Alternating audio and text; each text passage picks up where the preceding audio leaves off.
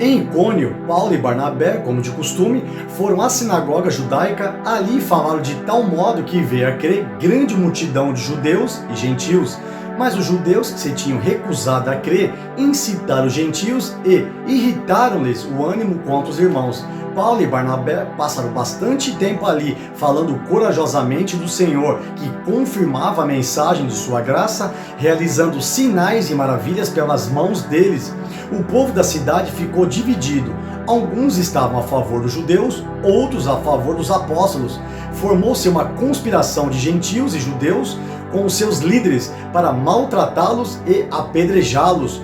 Quando eles souberam disso, fugiram para as cidades licaônicas de Listra e Derbe e seus arredores, onde continuaram a pregar as boas novas.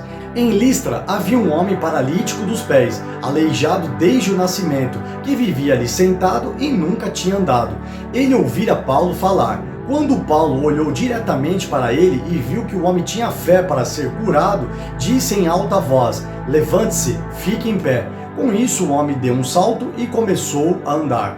Ao ver o que Paulo fizera, a multidão começou a gritar em língua licaônica: "Os deuses desceram até nós em forma humana." A Barnabé chamavam Zeus e a Paulo chamavam Hermes, porque era ele quem trazia a palavra. O sacerdote de Zeus, cujo templo ficava diante da cidade, trouxe bois e coroas de flores à porta da cidade, porque ele e a multidão queriam oferecer-lhe sacrifícios. Ouvindo isso, os apóstolos Barnabé e Paulo rasgaram as roupas e correram para o meio da multidão, gritando: "Homens, por que vocês estão fazendo isso? Nós também somos humanos como vocês. Estamos trazendo boas novas para vocês, dizendo que se afastem dessas coisas vãs e se voltem para o Deus vivo, que fez o céu, a terra, o mar e tudo que neles há. No passado, ele permitiu que todas as nações seguissem os seus próprios caminhos. Contudo, Deus não ficou sem testemunho, mostrou sua bondade, dando-lhe chuva do céu e colheitas no tempo certo, concedendo-lhe sustento com fartura e um coração cheio de alegria." Apesar dessas palavras, eles tiveram dificuldade para impedir que a multidão lhes oferecesse sacrifícios. Então alguns judeus chegaram de Antioquia e de Icônio e mudaram o ânimo das multidões. Apedrejaram Paulo e o arrastaram para fora da cidade, pensando que estivesse morto. Mas quando os discípulos se ajuntaram em volta de Paulo, ele se levantou e voltou à cidade. No dia seguinte, ele e Barnabé partiram para Derbe.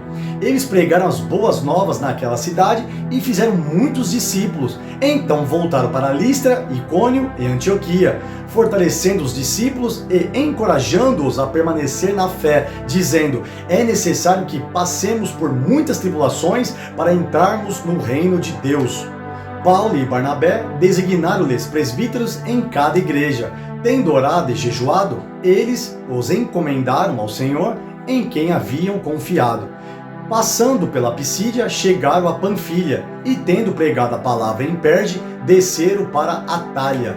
De Atália, navegaram de volta a Antioquia, onde tinham sido recomendados à graça de Deus para a missão que agora haviam completado.